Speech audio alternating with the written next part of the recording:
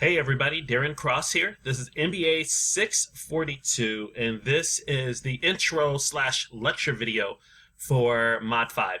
So if you recall, everything is about how we actually make our decisions, right? We have what we've been talking about so far is that the self-concept is how we recognize that we have needs and desires, and that there are external things that influence our self-concept, and also there are internal things that influence our self-concept. Once we recognize needs and desires, we go through the process of actually making the decision to purchase something. And so far we've talked about recognizing the problem, and these next two chapters are going to be about how we actually go about solving the problem, and they're very important.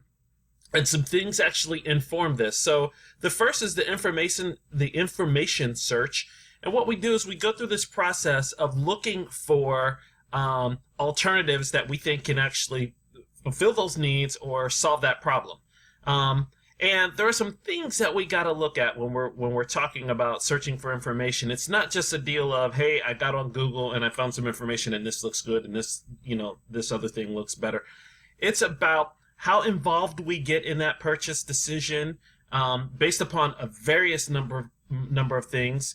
It's about how that information kind of interacts with feelings that we already have and assumptions that we already have. And so it's not just a simple deal of, we don't just make decisions on the basis of being rational, right? This is the best thing that solves our problem. There are a bunch of things that come into play. All of these things here actually influence these deals. And as a result of that, some things that are perfectly rational and solve our problems don't show up in our list of things that we would possibly buy. And then some other things show up that shouldn't show up because they really kind of don't even rationally solve our problem. And so that's really what the information search process is about. And then what we go through is this process of determining how we actually, which one of these things is going to be good, which one of these things is going to be, less desirable. And that's what the alternative evaluation and selection process is about. It really is kind of straightforward, but it kind of is ironic. So I just wanted to make you aware of that.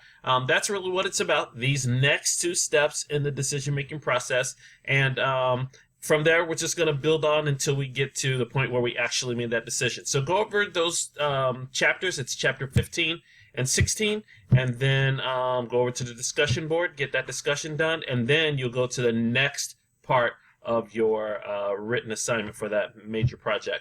And as always, if you have any problems or questions, feel free to reach out to me. Good luck, everyone.